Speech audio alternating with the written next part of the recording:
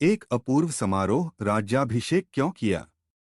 रायरेश्वर के मंदिर में शिवाजी महाराज ने स्वराज्य स्थापना की प्रतिज्ञा की थी।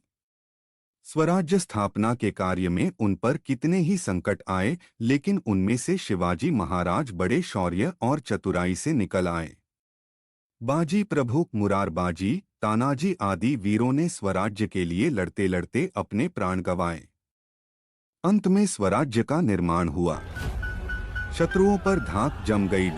इस स्वराज्य को सभी राजा महाराज मान्यता दें, इसलिए शिवाजी महाराज ने राज्याभिषेक की योजना बनाई। सैकड़ों वर्षों के बाद सभी धर्मों के प्रति समभाव रखने वाले, प्रजा को न्याय और सुख देने वाले राजा ने महाराष्ट्र में जन्म लिया था। स्वराज्य का निर्माण हुआ है, इस बात का पता पूरे संसार को चले, इसलिए शिवाजी महाराज ने राज्याभिषेक करवाने का निश्चय किया। उन्होंने यह कार्य अपने सुख अथवा वैभव के लिए नहीं, बल्कि स्वराज्य को अधिक शक्तिशाली बनाने के लिए किया। स्वराज्य की राजधानी शिवाजी महाराज ने राजधानी के लिए रायगढ़ को चुना। रायगढ़ सुदृढ़ किला था। रायगढ़ से स्वराज्य की देखभाल करना सरल था। शत्रु पर निगरानी रखना भी सरल था। शिवाजी महाराज ने चिपलून जाकर अपनी सेना का निरीक्षण किया। प्रतापगढ़ में भवानी माता के दर्शन किए।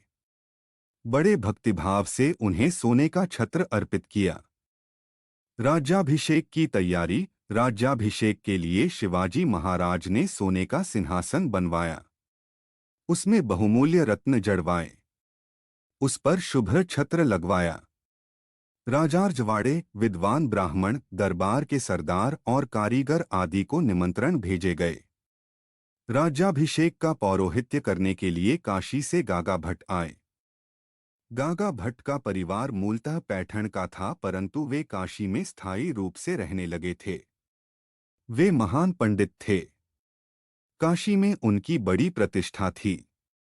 उनकी कीर्ति सर्वत्र फैली हुई थी।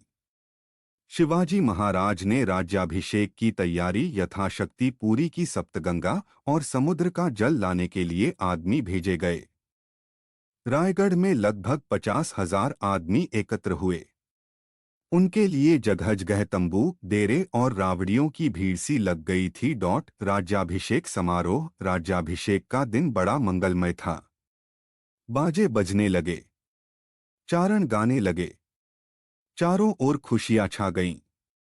शिवाजी महाराज स्वर्ण चौकी पर बैठे। उन पर छत्र चामर धरे गए। घी, दही, मधु, शहद के कलश पुरोहितों के हाथों में थे। गागा भट्ट के हाथ में स्वर्ण कलश था। उसमें गंगा, सिंधु, यमुना, गोदावरी, कृष्णा, नर्मदा और कावेरी, इन 7 नदियों और समुद्र का जल भरा था। गागा भट्ट ने वह कलश शिवाजी महाराज के सिर के ऊपर धरा और वे मंत्र पढ़ने लगे।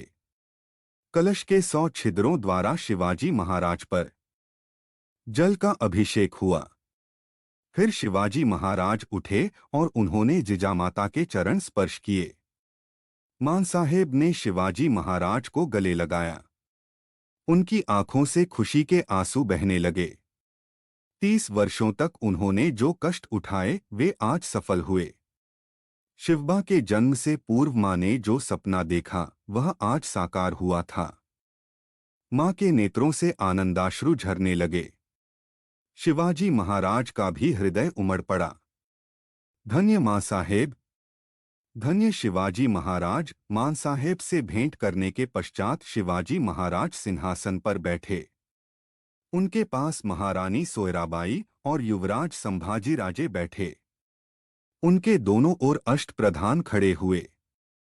गागा भट्ट ने स्वर्ण मोतियों का झालरदार छत्र महाराज के सिर के ऊपर धरा और जोर से कहा, क्षत्रिय कुलावतंस सिंहासनाधीश्वर श्री शिवछत्रपति की जय हो। सबने शिवाजी महाराज की जय जयकार की। किलों पर तोपें दागी गईं। संपूर्ण महाराष्ट्र में शिवाजी महाराज की जय जयकार हुई। इस प्रकार इस 1674 में शिवाजी महाराज का राज्याभिषेक हुआ। उसी वर्ष से शिवाजी महाराज ने राज्याभिषेक नामक नया शक चलाया। शिवाजी महाराज शक करता राजा बने। उन्होंने अपनी अलग मुद्राएं ढालनी शुरू कीं। इस समारोह में विभिन्न देशों के राजदूत उपस्थित थे।